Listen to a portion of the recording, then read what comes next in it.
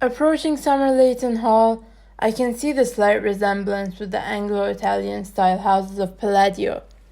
The entry protruding from the main structure with a symmetrical elevation as one approaches. I walk through the trees to see the hall fully. I see an inconspicuous door with flights of stairs on either side as part of the blue slate roof. The darkness of the slate perfectly matches the dark green color of the foliage around it, and pairs with the reflection of the cloudy sky on the water. I open the heavy door. I only see a small brick grotto leading to who knows where. There's a breeze coming from right in front of me, as if I just turned back out amongst the trees, but no. The clay brick tunnel is encapsulating me, protecting me from the elements, but also somehow introducing me to them. I drag my hands against the walls of the grotto as I walk forward with uncertainty. I reach a perpendicular grotto and I walk to the left. After several steps, there is relief. I'm looking through the floor-to-ceiling windows to the landscape that sits beyond me. I see an enclosed part of the reservoir, with steps leading into the water, as if to invite the inhabitor in for a swim. Having finally read my grandfather's book, I don't remember him describing the Grand Hall being this close to water. He always did have peculiar interests. As I shake myself out of my thoughts, I hear the start of a rainy day.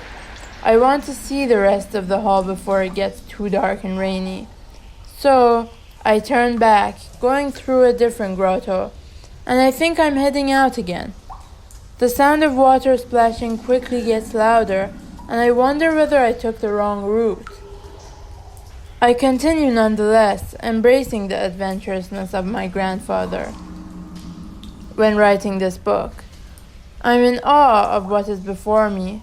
A thin brick dome with an oculus which allows light and rain in and creates a semi-outdoor experience.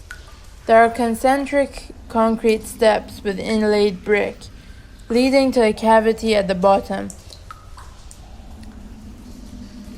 which I assume leads the overflow of water to the surrounding countryside and towns such as Hastings. The maze of steps is unveiled before me, and so, like someone who's just made a great discovery, I leap to go up and down the stairs. Water isn't yet to such high levels, and so I take the steps down to the lower level. It's quite cold, nothing like what I experienced in the dining room. The temperature clearly distinguishes the private habitable spaces from the infrastructural and circulation spaces. I decide to sit on a step and dip my feet in the water. It's really cold, but I'm too taken by the space to care.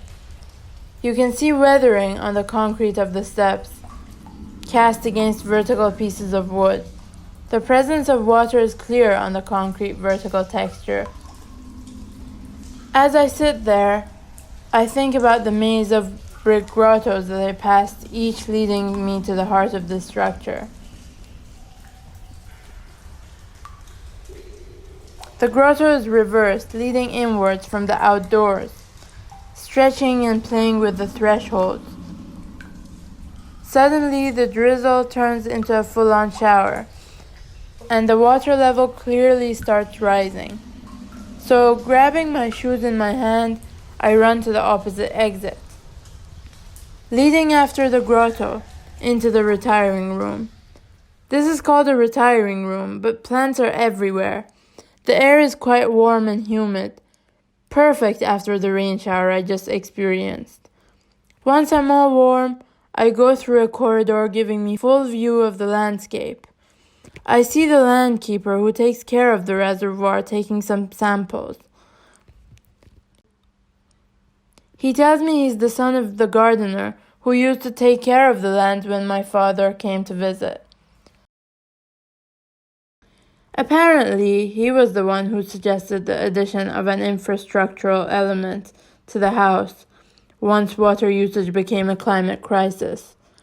After our quick conversation, I head home, and on the way, I start to compare my experience with what my grandfather has written, and I can almost say it's not much alike. One thing that remains the same, though, is that I could never tell whether I was inside or outside.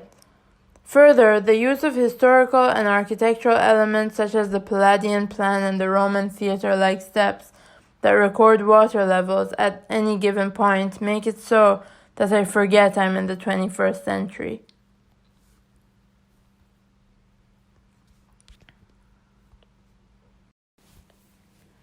The account you've heard is inspired by W G Sebald's description of Somerlayton Hall near Lowestoft, in his book Rings of Saturn, first published in 1998.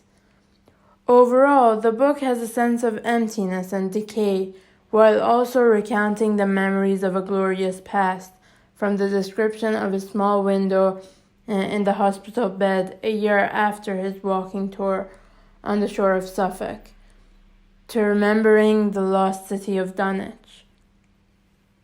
At the time of Sebald's visit to Somerlayton Hall, the 16th century house is no longer lived in but used by visitors. He describes a glass dome with crisscrossing corridors and a fountain underneath it, a grotto leading to the garden, ferns greeting him at the end, and a rich tapestry of landscaping. What I chose to reflect on in my design, which was part of his description, was firstly the subtle but strong importance of the coastline and water. I explored this by opening the dome with an oculus, allowing rain in, but also relocating my design in a water reservoir in the south of England.